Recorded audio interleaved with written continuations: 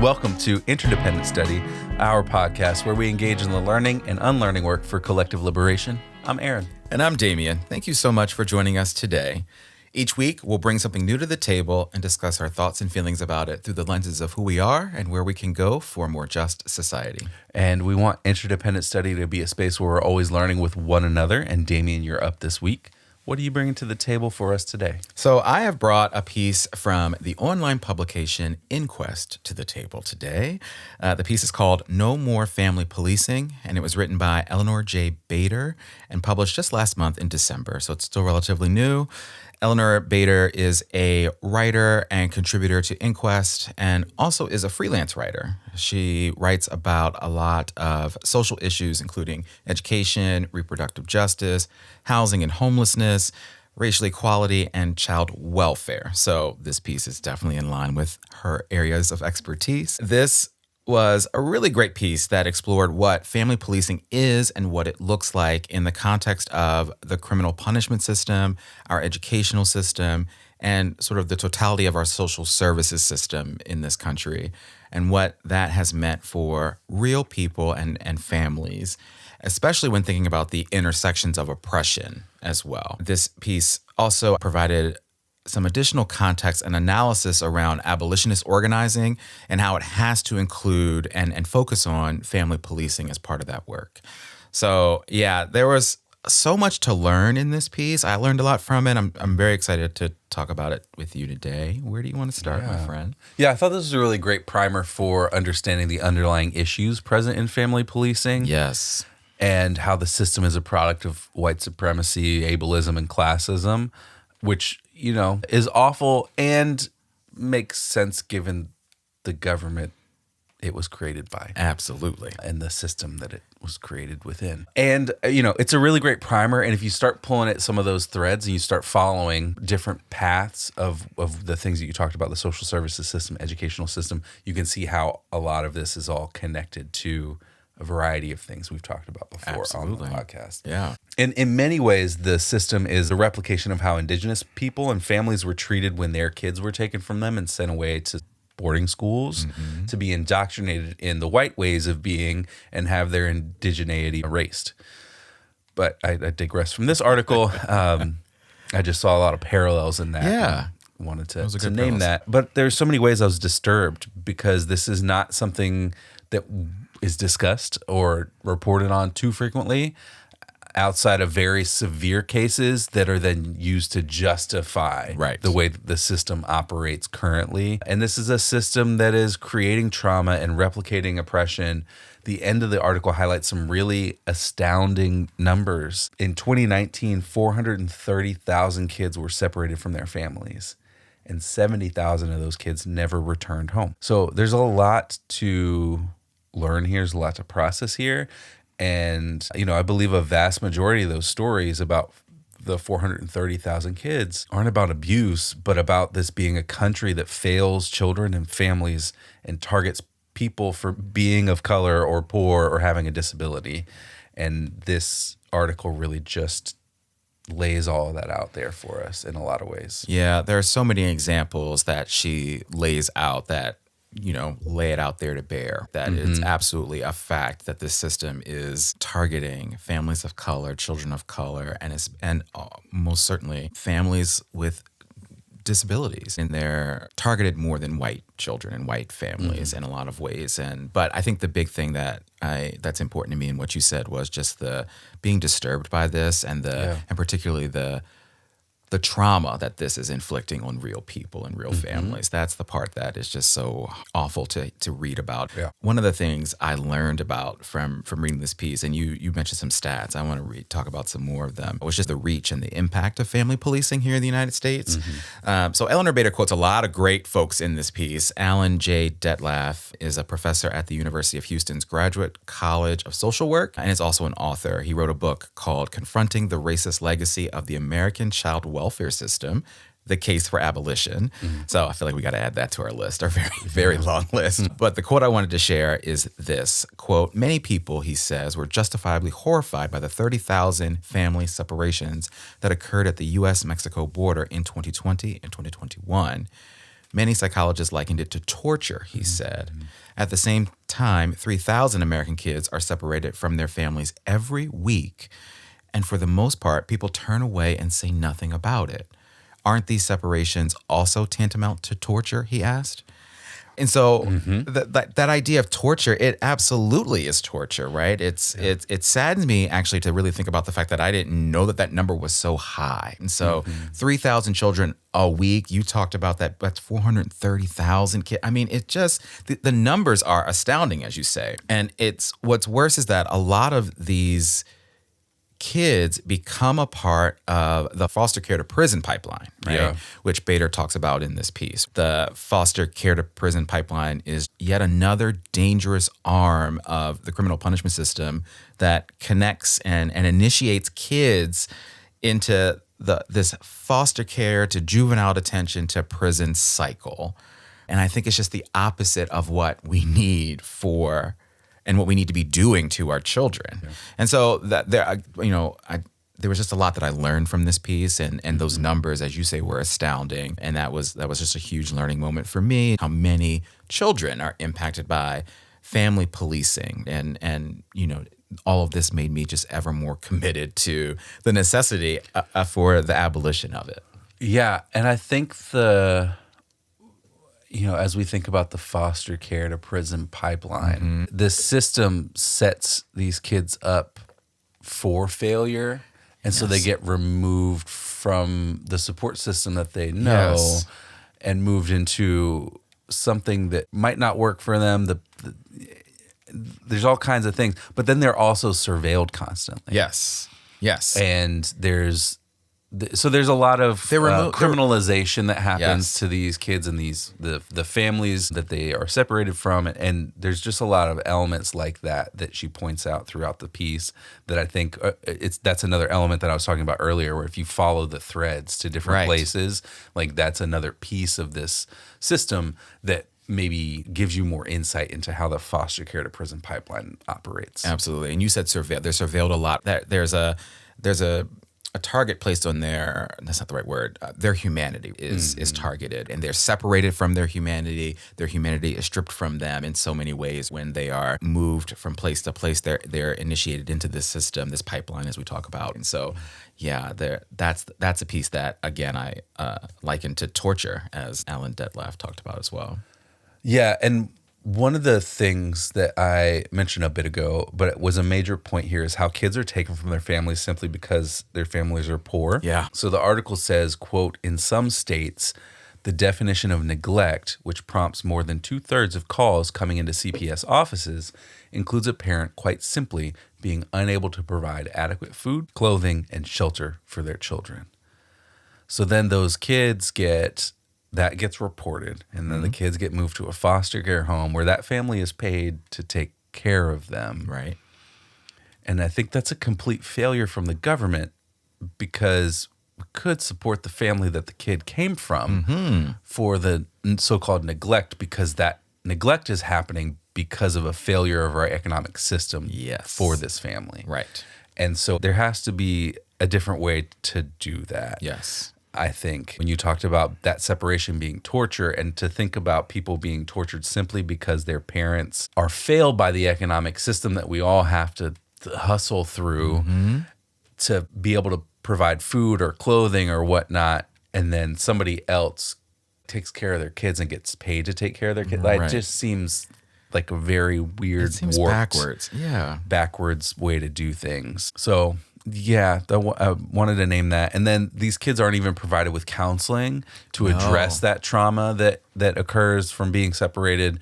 And I think that would be a really helpful and influential stopgap reform to do less damage to the kids in the system, while organizers are working to create a new system by repealing the federal laws that created this across the country. Yep. And we talk about abolition and policing in prisons. We talk about the ways that to make sure that each reform gives this system less power, takes away power from the system, and gives them fewer resources. I'm not sure where this one falls in that kind of framework or that way to think about it, but access to counseling is one of the concrete reforms that some of the organizations in the article are arguing for. Yeah. So it feels like to me something that makes sense to use to tweak where we're currently at to Absolutely.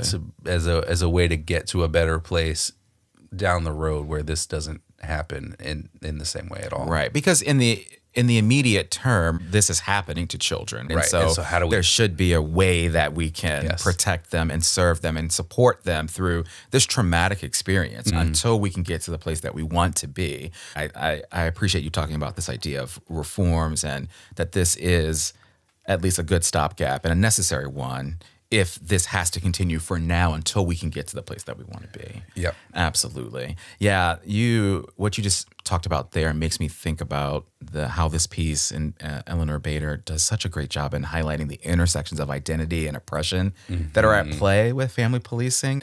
There's just so much analysis in this that could, I think, help people see just how dangerous and harmful family policing is to marginalized people and communities. And so one of the quotes I highlighted in this is this: ableism, classism, and racism are baked into the system, agrees Angela Olivia Burton, a former New York court administrator, attorney, and family policing abolitionist activist. This is why she, like Detlef, Powell, and Presley, is working to educate the public about the harms caused by the over-policing of Black, Brown, Native, disabled, and poor communities. And I think that is such important work. This piece outlines and offers examples of how parents with disabilities that you talked about are more likely than their non-disabled counterparts to be referred to child welfare. And there's ableist discrimination baked into that system. And that determines sometimes how the folks on the services side are treating those parents with disabilities and the decisions that they make about the parents and the care that they're offering to their children. The other thing that this piece does, which is so great, is share some of the research done by Joyce McMillan, she's the founder of an organization called Just Making a Change for Families.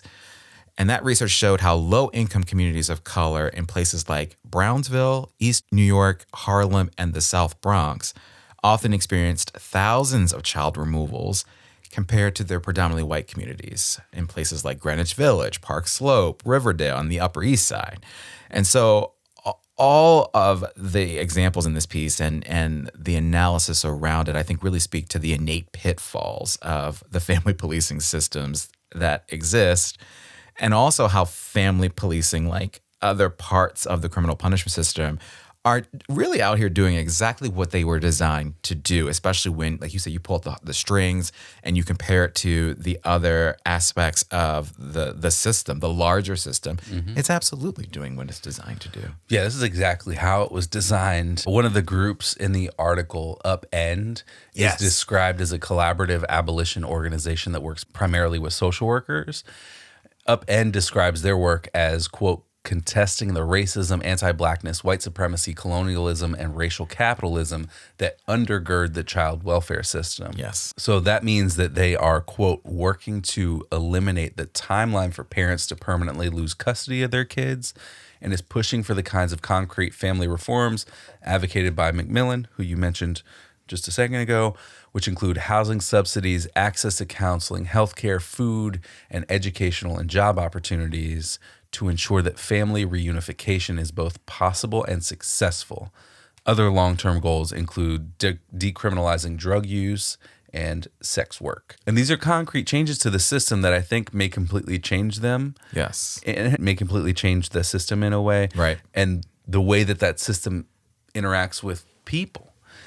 And ultimately, I think that the work that other organizers like Angela Olivia Burton are doing, they're working to repeal CAPTA, which was a law that was created that mandated that each state have their own child protective services office or something like it, which has created family policing across the country in many, many ways.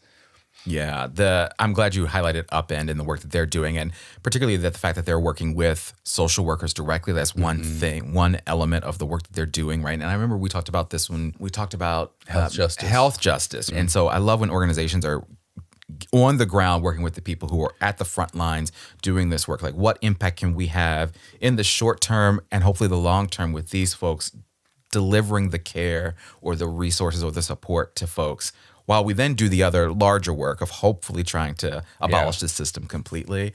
Yeah, I appreciate it. I want to learn more about Upend and the great work that they're doing. So I'm glad you gave them a shout out here.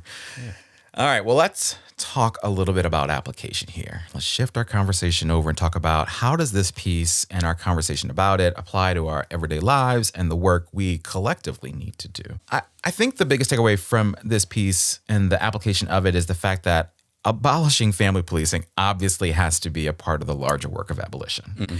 And to do that, it's going to take a lot of difficult but necessary work. Eleanor Bader says this in the piece, quote, "Abolishing family policing, advocates say, requires a multi-tiered and comprehensive strategy. It must merge on-the-ground legislative reforms with educational efforts to shift public attitudes about child protective services. Simultaneously, it must keep the big picture, abolition of the entire system, in focus." And then at the very end of the piece, she quotes some of the writing of Robin M. Powell, who is a professor at the University of Oklahoma's College of Law. So the piece ends with, quote, "Reforms," she writes, she being Powell, "are not enough to remedy the panoply of injustices these families face. Fixes to the child welfare system will not work because it is not broken. The child welfare system is doing exactly what it was designed to do: pathologize, control, and punish marginalized communities, including disabled parents and children." And so to me, this piece is another example, just another reminder, and certainly more than justification for the fact that abolition of family policing is necessary, particularly for the collective liberation of our children, but truly for all of us as well. Yeah, I think you took a lot of the pieces of this to show how much it fits into the day-to-day of a lot of what we talk about here. Yeah. My application this week is about how everything is all connected. So we can see, as you said, how abolishing the family welfare system is connected to policing and prisons, because the way it was established was all within the same system. These systems are overlapping and connected, and then end up creating things like the foster care to prison pipeline. Yeah. And so the way that we enforce things on the street is the same way that we enforce things in the home. And the white supremacist, capitalist, imperialist patriarchy, as Bell Hooks calls it, is in all of these systems, which is why we're always talking about abolition, because when you create systems in a society that is founded in these things, you just continue to replicate these same dynamics. Yes. And, you know, the way that child policing, the way that this was created was within carceral thinking and within punishment thinking. And so the same kind of logic played out as we thought about how to address like actual concerns that we have with people caring for their children or not caring for their children. Right. It all came through this lens of punishment and carceral thinking. And yeah, so ultimately we've got to undo that because we have to undo carceral thinking. Absolutely. And your application to me strikes me as twofold. This piece about we have to fix the system because the system is broken and doing the things that the system was designed to do. But it also connects to our thinking, our individual, our this is all baked into who we are and our mindset. And so we also have to break that system as well. And I'll also say, you quoted Bell Hooks, so you win. Great application. Thanks. All right, well, let's talk about homework now. So what do we want to do to continue our learning once we leave this here table of ours? You brought up Upend. I want to do more digging into some of the great organizations that are referenced in this piece, just to learn more about the great work that they're doing.